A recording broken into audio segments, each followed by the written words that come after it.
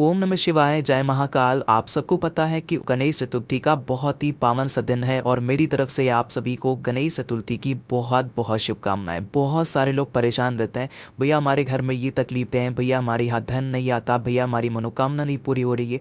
तो इस पूरी वीडियो में हम लोग 5 बहुत ही प्यारे से उपाय की बात करेंगे जो कि आप सभी को ज़रूर करने चाहिए इस चतुर्थी पे। पूज्य गुरु जी की कथा तो सुन के बहुत अच्छे से बताऊंगा। हम लोग एक एक उपाय की तरफ बढ़ते हैं और आपकी जीवन की जो भी तकलीफें होंगी वो खत्म होंगी, ठीक है। तो हम लोग पहले उपाय की तरफ बढ़ रहे हैं जो कि हमें बेसन के लड्डू से करना होगा। तो कभी इसको करने से फायदा क्या है? 2 फायदे हैं। पहला फायदा तो ये है कि आपके घर में प्रेम बढ़ेगा, प्यार बढ़ेगा, कभी लड़ाइयाँ नहीं होंगी। और दूसरा, आपकी मनोकामना कोई भी इच्छा है बहुत दिनों से अधूरी है तो वो भी पूरी ज़रूर होगी, ठीक है। समझते हैं। तो स्क्रीन पर आपको दिख रहा होगा बेसन की लड्डू, है ना। तो इसी तरीके से चाहे तो आप अपने घर पे बना सकते हैं या फिर मार्केट से लेके आओ। कितने बेसन के लड्डू? 5, ना ही एक टिक कम और ना ही एक ही ज़्यादा। 5 बेसन के लड्डू लेना। आपके घर में कहीं ना कहीं कोई अनाज भी होगा, चाहे वो अनाज दाल हो, चाहे गेहूँ हो, चाहे आटा हो, मतलब आटा नहीं, चाहे तो आपके पास राजमा हो या फिर चावल हो, कुछ भी हो जो अनाज की फॉर्म में जिनकी गिनती होती, ठीक है, वो ले लेना। इन दोनों चीज़ों को लेना और भगवान गणेश की पसाम में ले जा करके रख देना, ठीक है। कैसे रखोगे? आपके घर में जो भी भगवान गणेश की फोटो मूर्ति प्रतिमा हो, पहले उनके सामने एक आसन बिछाना और उस आसन पे बैठ जाना, ठीक है। एक तरफ आप क्या करोगे, बेसन के लड्डू की कटोरी रख देना और एक तरफ आप वो कटोरी रखना जिसमें आपने कोई अनाज की दालें रखे हैं, ठीक है। रखना। ये एक पाठ कम से कम गणेश चालीसा का कर लेना, ठीक है। गणेश चालीसा का पाठ करना, दीपक लगाना, घी का दिया, बोलबत्ती का, उनसे प्रार्थना करना, श्री गणेशाय नमः का स्मरण करना। जब वह दीपक बुझ जाए, जब वह दीपक ठंडा हो जाए, उसके बाद क्या करोगी, आपको इन दोनों कटोरियों को उठाना। पहली कटोरी जो बेसन वाली कटोरी है इसको उठाना, अलग रख देना। और ये जो आपने यहाँ पर अनाज की कटोरी रखी थी, इसमें से जो अनाज हो वह छोटी सी डिब्बी लेना है जिसमें ढक्कन लगा हो, उसमें रख देना, अच्छे तरीके से बंद करके संभाल करके। ये जो बेसन की कटोरी थी इसको उठाना और आपके घर में जितने भी सदस्य प्रेजेंट टाइम में वर्तमान समय में रहते हैं सभी को प्रसाद के तौर पे दे देना। जितने भी व्यक्ति को आप दोगे, जो जो व्यक्ति ये प्रसाद को खाएगा उसका मन हमेशा शांत रहेगा, घर में कभी लड़ाई झगड़े नहीं होंगी और आप सभी के बीच में हमेशा प्रेम बना रहेगा। पहला तो काम हो गया प्रेम के लिए कि लड्डू जब आप भगवान को चढ़ाओगे उसको बांटने मन, है ना। वहाँ पे देखो कुछ लोग क्या करते हैं, छोड़ देते हैं। नहीं, प्रसाद को कभी वहाँ छोड़ना नहीं चाहिए। जब आपकी पूजन खत्म हो जाए, दीपक ठंडा हो जाए, तो उस प्रसाद को उठाओ, सभी में बांट के खा लो। तो पहला तो हो गया प्रेम बढ़ाने के लिए।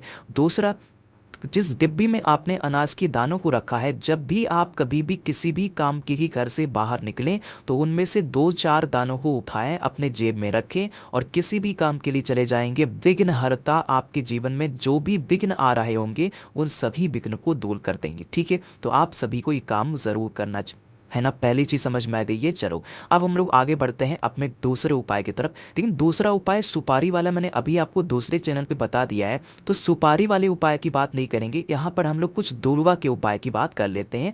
तो अब सबसे पहले समझते हैं कि भैया इस दूसरे उपाय के बेनिफिट बता दो, फायदे क्या है ये बता दो। ये भी है कि आपके घर में प्रेम को बढ़ाया जाए, क्योंकि हमारे घर में मान लेते हैं बहुत धन आ गया और प्रेम ही नहीं है तो ऐसे धन का क्या फायदा। हमारे पास धन बहुत आ गया और लोग बीमार पड़ रहे हैं तो ऐसे धन का क्या फायदा। तो इसीलिए प्रेम बढ़ाने के लिए, प्यार बढ़ाने के लिए इस उपाय को करेंगे।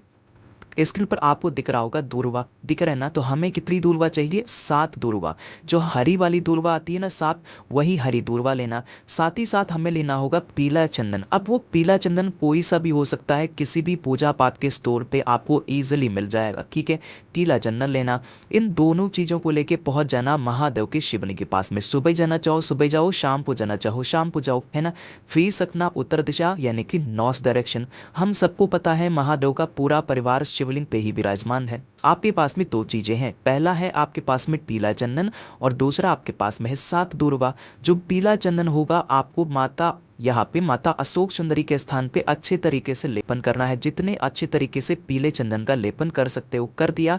उसके बाद आपके पास में जो 7 दूरवा है वो 7 दूरवा भी आपको इसी पीले चंदन के ऊपर समर्पित करनी होगी, जिसकी डंडी होगी बाहर की तरफ और पत्ती का मुख होगा वो होगा महादेव की तरफ, है ना। समर्पित कर दिया।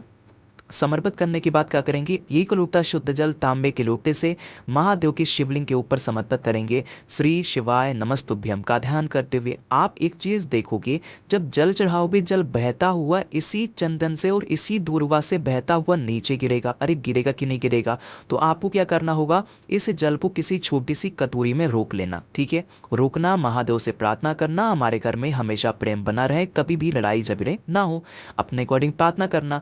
और ये जो 7 दूर्वा आपने यहाँ पे चढ़ाई थी, इस 7 दूर्वा को उठाना और इसी कटोरी में जो जल रोका हुआ है उसी में डाल देना और लेके चले जाना इस कटोरी को। कहाँ पे, आप अपने घर पे, और उसी दूर्वा से उस जल को निकालना, आप अपने घर में सभी कमरों में उसको छिड़काव कर देना, जिस भी कमरे में आपको छिड़कना हो। यानी कि सभी में तो छिड़कना है, सिर्फ वॉशरूम को छोड़ देना, बाकी हर जगह छीट देना। आपके घर में हमेशा प्रेम बना रहेगा, कभी भी नेगेटिव एनर्जी आपके घर में प्रवेश नहीं करेगी। ठीक है, बाकी उस जल को अगर पच जाए तो उस दूर्वा को, जल को किसी पेन वगैरह के नीचे आप डाल देते, है ना। 2 उपाय की बात समझ में आई है। अब आपको मेरी फीस देनी होगी और मेरी फीस है कि इस वीडियो को शेयर करना है मैक्सिमम जगहों पे, जहां भी आप शेयर कर सकते हैं, फेसबुक हो, इंस्टाग्राम हो, व्हाट्सएप हो, जहां पे शेयर करना है ज़रूर शेयर करेंगे। ठीक है, और दूसरा काम भी करना होगा और वो है वीडियो को करेंगे लाइक। जितने भी भाई बहन मेरी आवाज़ पहली बार सुन रहे हैं तो चैनल को सब्सक्राइब करिएगा। ठीक है, दूसरा उपाय है, ये मैं आपको बताता हूँ, करना है आपको दूर्वा से। ठीक है, इसको भी दूर्वा से करना है, लेकिन ये उपाय है आपकी कोई भी ऐसे विषय मनोकामना है उसके लिए होगा। और दूसरा, इस उपाय को आप धन संपदा के लिए भी कर सकते हैं। ठीक है, हमें कितने लेने होंगे, आपको लेने होंगे 5 दूर्वा, जो हरी वाली दूर्वा आती है 5 हरी दूर्वा लेना।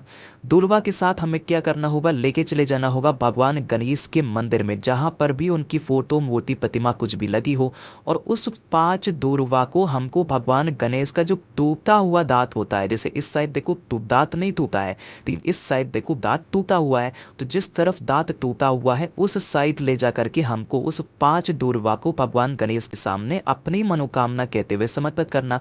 अगर यह उपाय आपने मनोकामना पूर्ति के लिए किया है तो उन 5 के 5 दूर्वा को वहां पे चढ़ाना और चुपचाप फिर आप अपने घर की तरफ चले आना। लेकिन अगर इस उपाय को आप धन संपदा के लिए कर रहे हैं तो 5 दूर्वा जो आपने भगवान गणेश के स्थान पे समर्पित की है, चढ़ाई है, इनमें से कोई भी एक दूर्वा उठा लेना और यहीं पे भगवान गणेश के पास में कोई भी एक सफ़ेद फूल मिल जाए तो एक दूर्वा और एक सफ़ेद फूल उठाना और आप उसको लेके चले आना अपने घर में, और जहाँ पर भी रुपए, पैसे, गहने, जेवरात रखते हो उस जगह पे एक दूर्वा और एक सफ़ेद फूल को ला करके रख लेना। आपके घर में कभी भी लड़ाई झगड़ा, मतलब कभी भी आपके घर में धन संपदा की कमी नहीं होगी, हमेशा आपके घर में माता लक्ष्मी का वास बना रहेगा। और सेम काम आपका कोई व्यापार है, दुकान है, वो नहीं चलता है तो वही एक दूर्वा और एक सफ़ेद फूल को आप अपने दुकान वाली जगह पे, व्यापार वाली जगह पे आप रख सकते हैं। ठीक है, बहुत ईजी सा, बहुत ही प्यारा सा उपाय था। तो ये दूर्वा का उपाय कल चतुर्थी के अवसर पर आपको ज़रूर करना चाहिए, है ना। कि यहाँ पर हम सभी लोगों ने 3 उपाय की बात कर ली है। आगे जो लास्ट उपाय हमारा बचता है वो है कुबेर दीपक का उपाय। अब जैसा कि नाम से ही पता चल रहा है कुबेर दीपक, इसका मतलब क्या हुआ कि अगर आपके घर में धन संपदा नहीं आती, कर्ज की समस्या बढ़ती जा रही, माता लक्ष्मी आपके घर से रोकी हुई है, तो इस उपाय को करेंगे। ठीक है, क्या करना होगा समझेंगे। लेकिन अब आपको बता दो कि अगर आपको मुझसे फ़ोन पे बातें करनी है, मैसेज पे बातें करनी है, तो आप मुझे इंस्टाग्राम या फिर फेसबुक पे सेम आईडी से फॉलो कर सकते हैं, द नेचुरल प्लैनेट 108। और फीस याद है ना आपको मेरी, शेयर करना है वीडियो को।